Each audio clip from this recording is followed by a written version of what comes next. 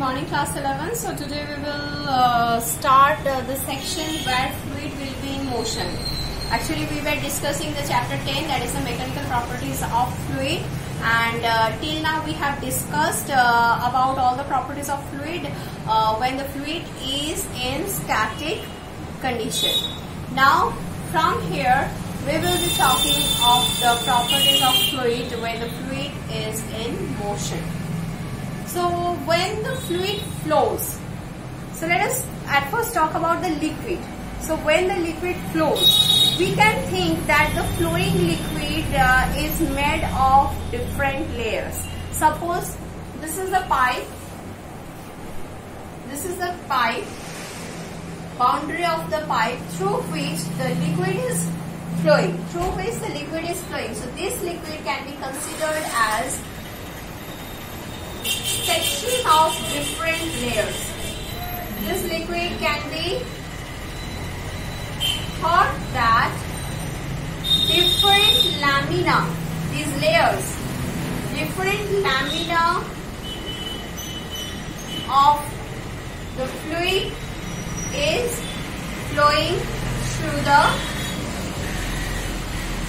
pipe.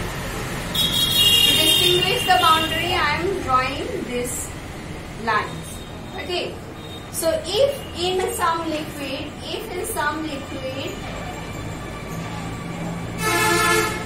all the layers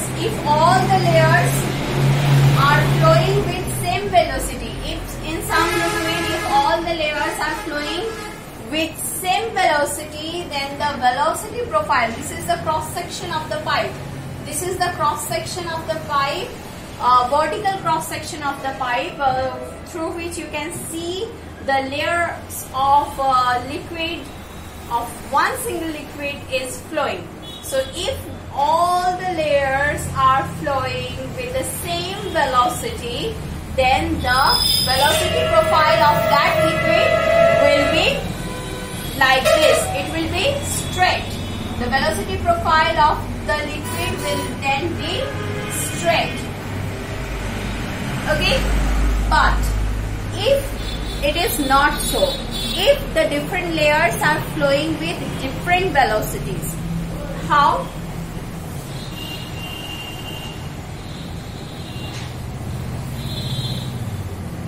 So this is the boundary line of the vertical section of the pipe. Now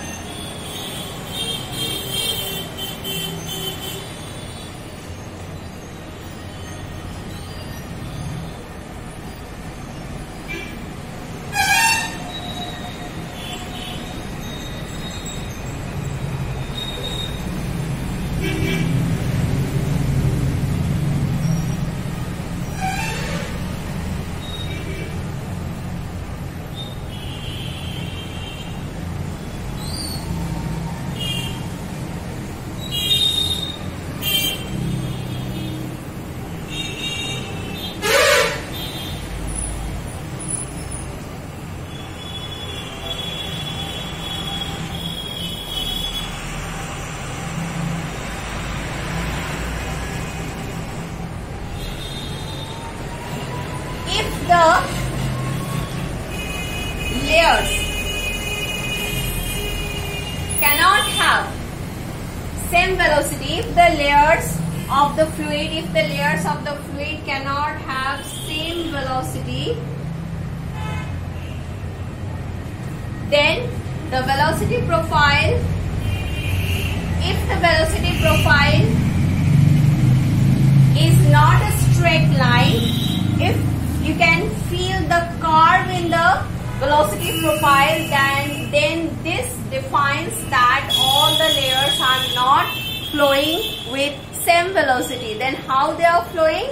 They are flowing with a velocity where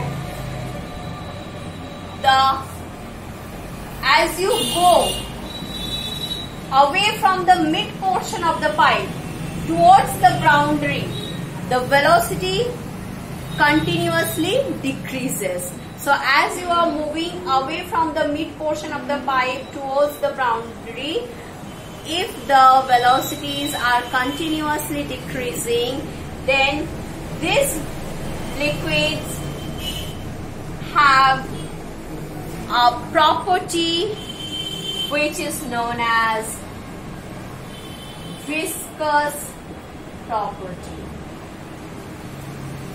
Now this is the main term which we will be discussing in this section.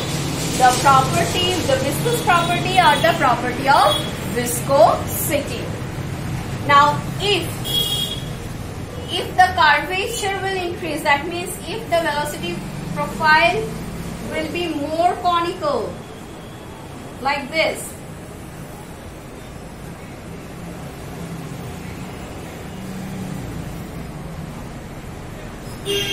then the liquid will be more viscous in nature. So compared to this, if the velocity profile is straight, then the liquid is ideal. It is free from the viscosity property. That means it is not at all viscous. But it is quite impossible to get any ideal thing in the nature. Though we consider that water has very less viscosity, its velocity profile is the velocity profile of water will nearly look to a straight line compared to the velocity profile of oil, okay, or different other materials. So some velocity profiles may even look like this.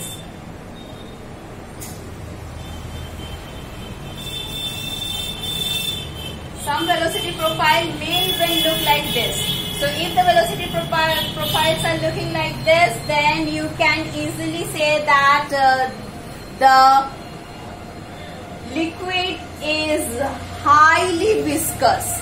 The liquid is highly viscous. Now I will come to, so until and unless all the layers are flowing parallel to each other, though they may differ in the velocity, but until and unless they will flow parallel to each other, then this type of flow will be known as laminar flow or streamline flow. So here I will be writing the terms, that is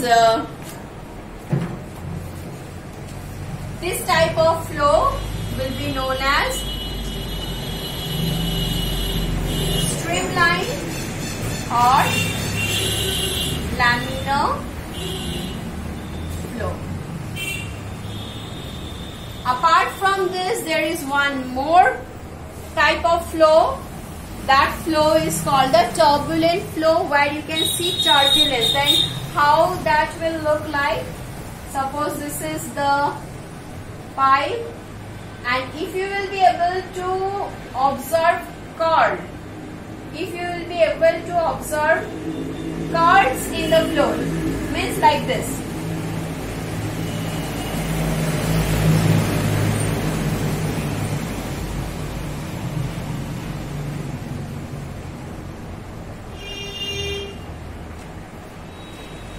Okay, so if you will be observing curves in the flow, then you can say that this type of flow is known as the turbulent flow.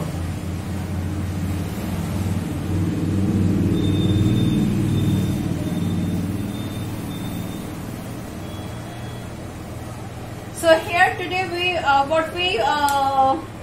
came to know that we can consider that the fluid is made of different layers, which if those different layers are flowing parallel to each other continuously throughout its flow, then that type of flow is known as streamline or laminar flow. And if we will be observing curves, in the flow, then that type of flow will be known as the turbulent flow. Now, in streamline or laminar flow, if all the layers are flowing with same velocity, then the liquid has very or negligible viscous property, and if the velocity profile is curved in nature in place of a straight line, it has a curvature, then the liquid must have viscous property, a good amount of viscous property, and if the curvature increases, if it is more like conical, then the liquid's viscosity is very high. Now I will come to the point that what is viscous property and why this curvature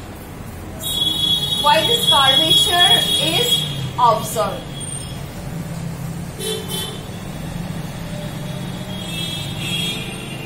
Okay. So for this, we must read this section that when a fluid remains in motion, the speed of successive layers goes on decreasing, what I have just told you, as we approaches the wall of the cylindrical pipe. Thus, there is a relative motion between different layers of fluid. So, because the velocity of the layers of the fluid decreases as we approaches the wall of the cylindrical pipe, so from there we can say that the layers have relative velocity among themselves. So, there is a relative motion between different layers of the fluid, which indicates that there must be some internal functional force. That means there must be some force which is holding it back. So we can think that there are some force, very effective force near to the margin of, near to the boundary wall of the pipe, which tries to hold the layer back. It restricts the flow of the liquid. So there is a relative motion between the different layers of the fluid, which indicates that there must be some internal functional force which opposes the relative motion between different layers, and that force which opposes the relative motion, or which creates the relative motion which opposes the all the layers to flow with the same velocity, that force is known as the viscous force. So the force which opposes all the layers of the fluid to move with same velocity, that force is known as the viscous force. And what is viscosity? So the viscosity can be defined as it is the property of a fluid. So viscous force arises due to the property of the fluid, which is known as the viscosity. So it is the property of a fluid by virtue of which it opposes the relative motion between its different layers. So the property is known as the viscosity, due to which property of the liquid opposes the layers, or opposes the relative motion between the different layers. So in each fluid which is in motion, there is a relative motion between its different layers, such a flow is known as the laminar flow, what I have just shown you here. Sometimes the viscous force is also known as viscous drag. So you have heard about this term drag most probably if you are a CBSE student in class 8 while studying the force and pressure. The chapter name was force and pressure, where we have studied that when when an object tries to move through liquid or air, that means through fluid, it experiences drag. Actually, this viscous force or drag, this is a kind of opposing force you have seen. So this opposing force is actually the resistive force. It is nearly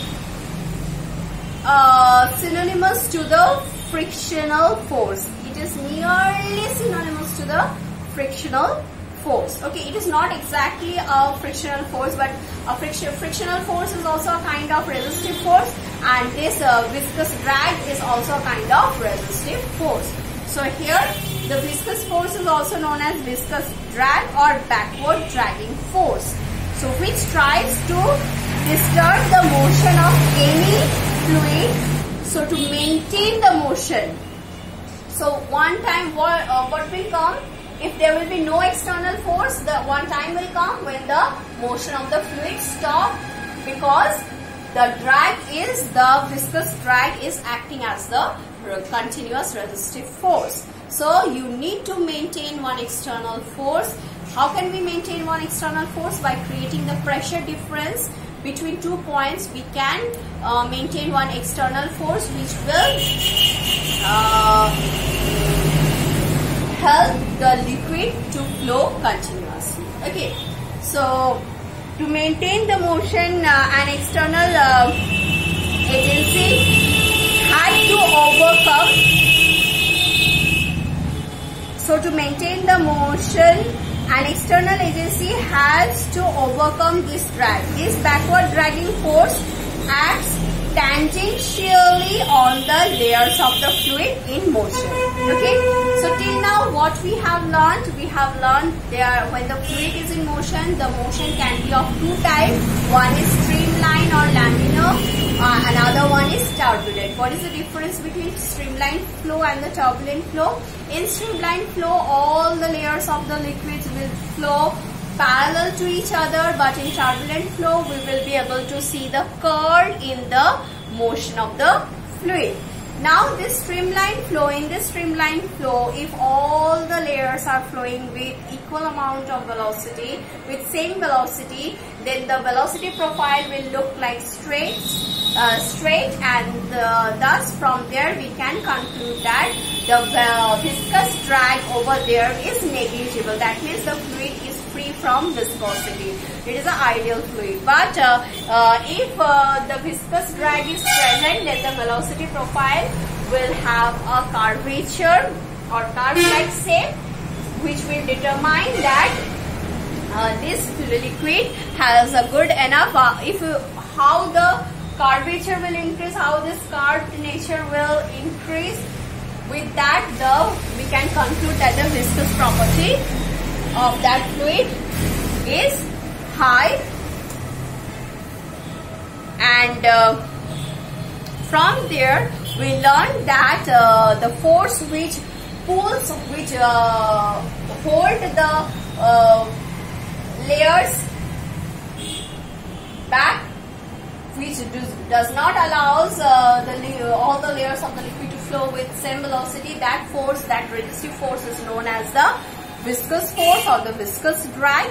And this arises due to one property of the liquid. That property of the liquid is known as viscosity. So viscosity is the property of that liquid. Okay, so from this, in our next class I will be talking about the mathematical expression with which we can determine that which liquid will have more amount of more this property and which will have less amount of this property, based on the mathematical expression or a particular term that is known as the coefficient of viscosity. So till then you just read this section. Yes, till then you just read this section, keep your concept clear so that we can develop the concept of mathematical logic behind our explanation. Okay, thank you.